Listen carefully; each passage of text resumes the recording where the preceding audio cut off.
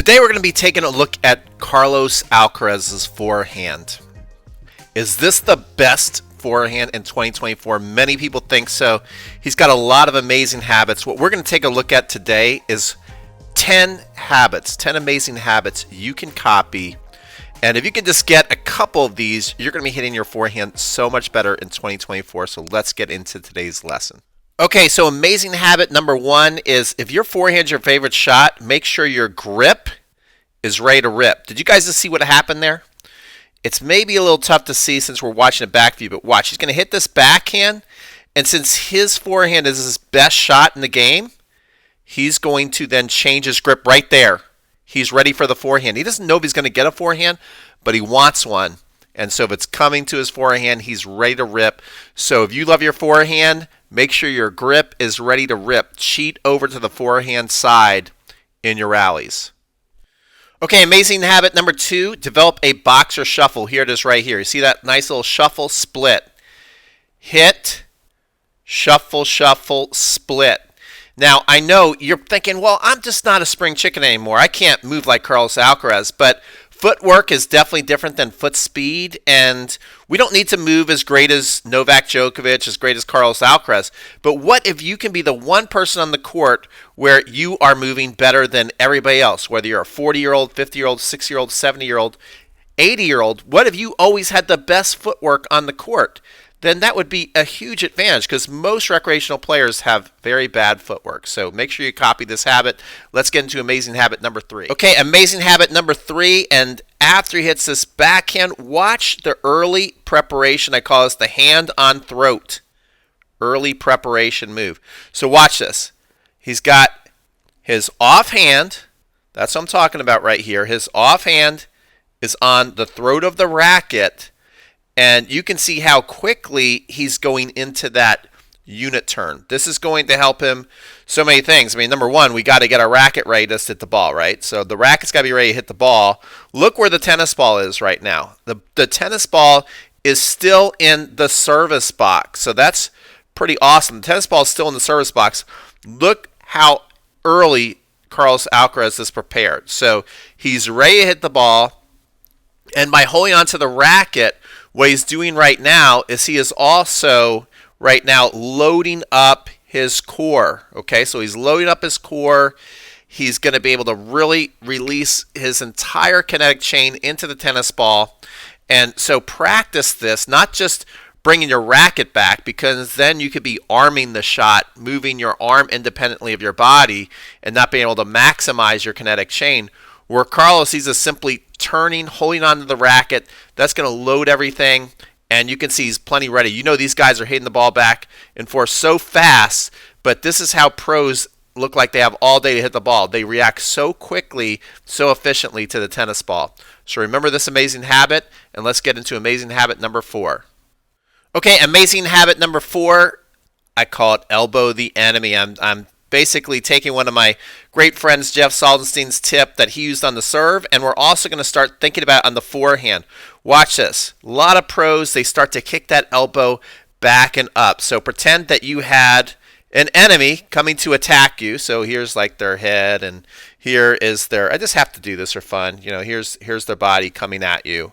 And pretend that you're going to elbow them to get ready. So the high elbow's going to really help you create a nice whip into the ball. Create that racket head speed by your elbow being up here and then everything dropping and shooting through there. You're going to create a lot of racket head speed when we're able to take the elbow the enemy move, and we're going to put it, and we're also going to connect it with amazing tip number 4 and 5. You're going to love it. So let's get to it. Sorry guys, I mean tip 5 and 6. So tip number 5 is palm down.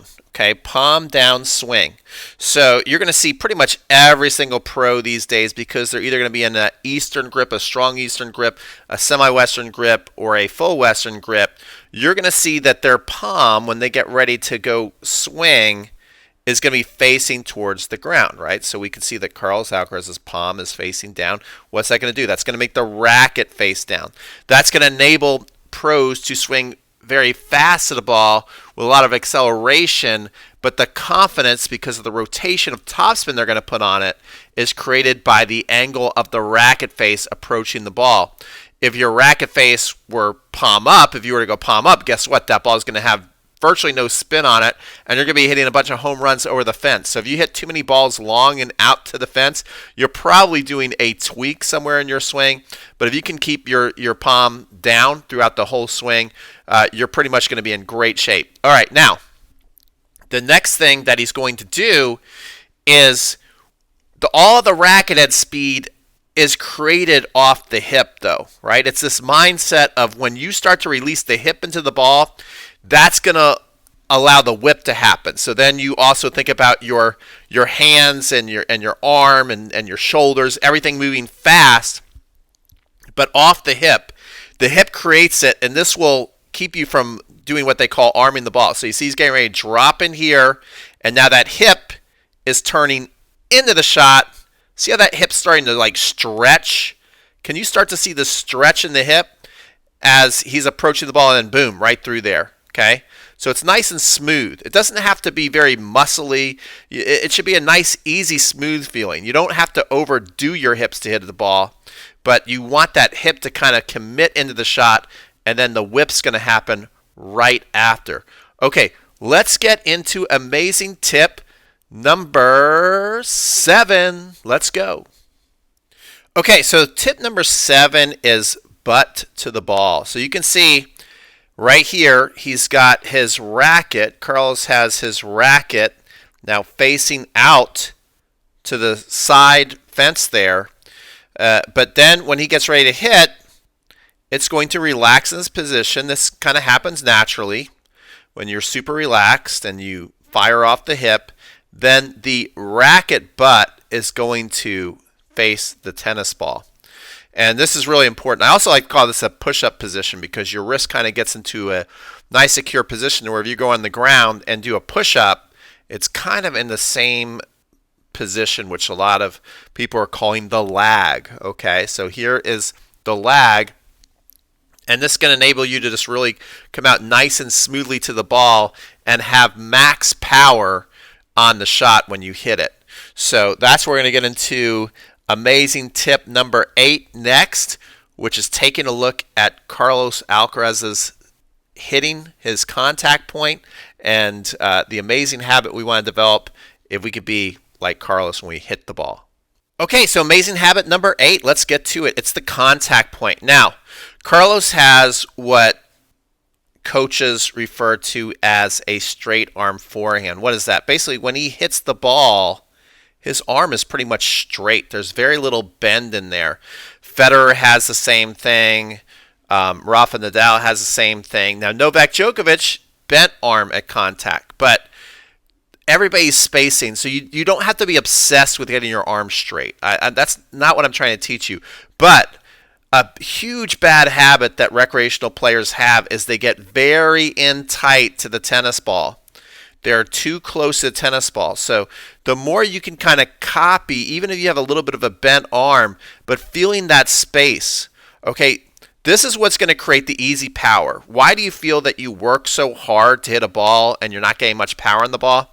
There's an excellent chance that you are too close to the ball, and so you're in a fight with it. You're muscling it. Maybe you're a little late. When you're able to have this straight arm contact or just a slight bend in your arm like Novak Djokovic, then you've got nice spacing between you and the tennis ball, and then it just feels so much smoother when you hit it, especially if you hit it in a nice contact point like Carlos is here, at nice and out in front, right in the middle of the strings. So this is going to be a nice, smooth ride, which is going to lead us to amazing tip number 9. Take a look at the extension through the ball. A lot of times when we see the pros hit and they're swinging so fast, it looks like they just kind of whip right over their shoulder, but they really reach out through the contact point. I mean, Carlos Alcaraz has massive spin on his forehands, right? So he's got a lot of top spin, but we can see he's just not like brushing up on the ball and coming right over his shoulder. He's reaching out. Another thing that's interesting is Rafa Nadal, who pretty much finishes every single swing with a buggy whip, also has incredible extension on his forehand. All right, and then we're going to finish up with amazing tip number 10, which is to find the finish. Look how he's catching that racket. This I like to call home base. And a lot of recreational players don't focus on this anymore because if we watch Carlos Alcaraz play, he'll also sometimes finish around his shoulder. He'll sometimes do a buggy whip where he's finishing over his head. Sometimes he'll do a windshield wiper where he's finishing down right by his pocket. But especially when you watch pros on the practice court, which is where Carlos is right now, many of your favorite pros, they have the basics that you can think are a little bit outdated, right? I mean, let's just take a look at also here. How many open stance forehands has Carlos hit in the match? A ton. But right here, he's in a warm-up. He's got time to step in. He's stepping in. This is considered old school. The pros all step into the forehand when they have time. And then another thing that might be considered old school is to catch your finish. Well, there he is. And if you watch Novak Djokovic practice, guess what? He catches lots of follow-throughs. You watch Roger Federer practice, he caught lots of follow-throughs. Serena Williams, I could go on and on. But hopefully, you're still watching this video and you go, man, I want to hit the court. So if you got any inspiration out of this video and are excited, give this video a like and subscribe if you are totally obsessed with tennis. Okay, so if you're obsessed with tennis, give this video a like. Also, let me know what you think. Is this the best forehand in 2024? And is Carlos Alcaraz, even more importantly, how far do you think he's going to go at the Australian Open? So write in the comment section below how far you think he's going to go, if you think he's going to go to the semis, the finals, if he's going to win it all. And also, a bonus question would be, who is he going to beat in the finals if he wins it all? It's Pete from Crunch Time Coaching, your totally obsessed tennis coach, signing off. We'll see you guys on the next video.